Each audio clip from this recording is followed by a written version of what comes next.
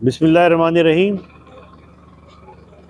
इब्न Sina university और Mohammad medical college hospital, Pakistan society of gastroenterology और American society of gastroenterology के ताउन से आज ये वॉक ख़ास तौर पे रखी गई है। हमारे चेयरमैन डिपार्टमेंट ऑफ मेडिसिन इसमें इसके रूरवा हैं, लेकिन दूसरे लोग जैसे हमारी बेसिक की जो वो हैं डीन जो हैं प्रोफेसर रजवान चांग, हमारे वाइस चांसलर शम्स साहब, डायरेक्टर एडमिशन्स और डायरेक्टर स्टूडेंट अफेयर माशाल्लाह, हमारे एमएस साहब और हमारे और सीनियर फैकल्टी मेंबर्स और हमारे दूसरे और हमारे बच्चे, ये सब इसमें शामिल हैं। और ये बात हम ये दिखाना चाहते हैं कि there should be more awareness. लोगों को आगाह होना चाहिए कि कोलोरेक्टल कैंसर होता क्या है।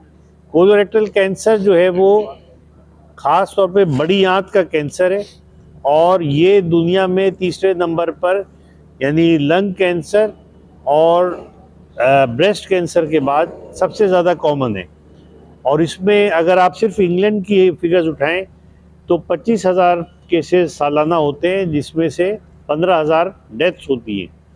तो पाकिस्तान में ज़ाहिर है कि उससे ज़्यादा ही है, लिहाजा ये ज़रूरी है कि ये शुरू में इसको डिस्कवर किया जाए। तो आंतों के कैंसर की ख़ास बात ये है कि अगर 5 साल वो रह गए, 5 साल तक दोबारा नहीं हुआ निकालने के बाद, तो उसके बाद वो उसको हम क्योर समझते हैं। 5 साल के बाद अगर होगा तो उसको हम रिकरेंस नहीं कहेंगे, वो न्यू ट्यूमर होगा।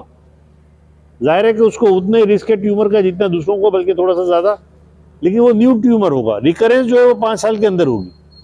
ब्रेस्ट में ऐसा नहीं है, ब्रेस्ट में 10 साल बाद भी रिकरेंस हो जाती है, लेकिन ये जो कोलोरेक्टल कार्सिनोमा है इसमें 5 साल के अंदर ही रिकरेंस होती है। और अगर आपने इब्तिदा में पकड़ लिया तो 10 में से 9 लोग आपके ठीक हो जाते हैं। और इसी तरह अगर आपने ड्यूक्स बी में भी पकड़ लिया तो 10 में से 7 लोग ठीक हो जाते हैं। लेकिन अगर आगे जैसे सी में पकड़ा तो सिर्फ 10 में से 3 लोग ठीक हो पाते हैं, और अगर आगे चला गया तो उसके बाद तो और ख़राब सूरत हाल है।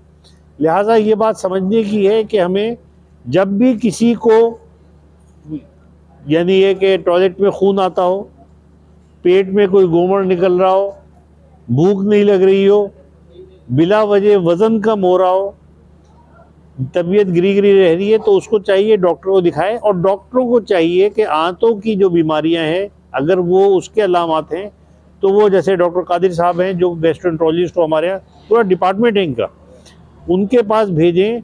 और एक इसमें चीज़ होती है फीकल अकल ब्लड। फीकल अकल ब्लड जो है वो उसकी स्क्रीनिंग के लिए किया जाता है। जैसे कि अब मेरी उम्र है, अगर मुझे नहीं भी है तो मुझे अपना फीकल अकल ब्लड कराना चाहिए, बल्कि मतलब हो भी चुका है मेरा। तो उसके बाद अगर उसमें पॉजिटिव आए तो उसके बाद अगली स्टेज होता है कोलोनोस्कोपी का, वो भी हमारे यहाँ मौजूद है और हमारे पास कई लोग हैं जो ये रेगुलरली करते हैं।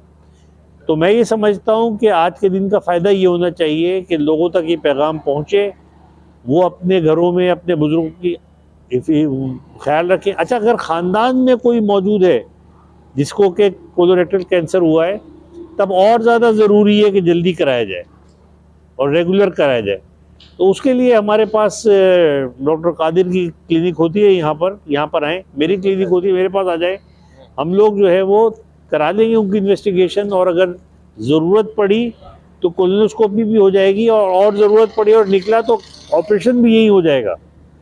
मीरपुर ख़ास के लोगों को कोलोरेक्टल कैंसर के लिए हैदराबाद, कराची कहीं जाने की ज़रूरत नहीं, उससे बेहतर ऑपरेशन यहाँ पे हो जाएगा।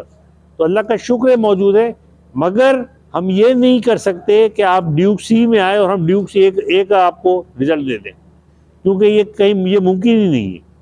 लिहाजा अर्ली आएंगे तो अगर होगा भी तो जल्दी ठीक हो जाएंगे। ब्लू रिबन का कॉन्सेप्ट इसलिए, डिफरेंट कैंसरों के अलग अलग रिबन के कलर हैं। ब्रेस्ट कैंसर में पिंक कलर है, तो इसका अलग से कोई नहीं है, सिर्फ एक निशानी के तौर पे इसको ब्लू कलर दिया गया है। तो उसी सिलसिले में पहली दफ़ा हम जो है वो यहाँ पर मोहम्मद मेडिकल कॉलेज मीरपुर खास में फर्स्ट टाइम ये डे आज सेलिब्रेट किया जा रहा है। बड़ी आंत का कैंसर जो है वो दुनिया भर के अंदर दूसरे तीसरे नंबर पर है, और इसकी वजह थोड़े से ग़िज़ाओं के बारे में बता दूँ। रेशे वाली चीज़ों का कम इस्तेमाल, ज़्यादा तादाद के अंदर गोश्त, लाल गोश्त खास तौर पर इस्तेमाल अगर किया जाए, ये भी एक रिस्क फैक्टर है। ख़ानदान में किसी को है वहाँ भी ये चांस ज़्यादा बढ़ जाता है। इसके अलावा फिजिकल एक्टिविटी ना करना, वर्जिश ना करना, वजन का ज़्यादा होना, या सिगरेट नोशी या शराब का इस्तेमाल, ये वजह भी रिस्क फैक्टर्स के अंदर आते हैं। 45 साल में या 50 साल की उम्र में लोगों को अपने देखना चाहिए और स्क्रीनिंग कराई जा सकती है। जिनके खानदान में अगर कैंसर है तो 45 साल से कम उम्र में भी, और अगर किसी को नहीं है तो 50 साल की उम्र के अंदर स्क्रीनिंग का कोलोनोस्कोपी की जा सकती है। आज का मैसेज यही है कि हम वक्त पे तशखीस कर लें। अगर थोड़ा सा भी किसी को तकलीफ है तो फौरन डॉक्टर से रब्ता करें ताकि उसका कोलोनोस्कोपी या सिग्माइडोस्कोपी हो। छोटा सा पॉलिप हो तो शुरू में रिमूव कर दिया जाए ताकि वो कैंसर की तरफ ना जाए, और जो भी हो लेकिन इसकी बाकायदगी से इसकी स्क्रीनिंग करानी चाहिए। और यही इसका पैगाम है पाकिस्तान सोसाइटी ऑफ गैस्ट्रोएंटरोलॉजी और अमेरिकन कॉलेज ऑफ गैस्ट्रोएंटरोलॉजी का।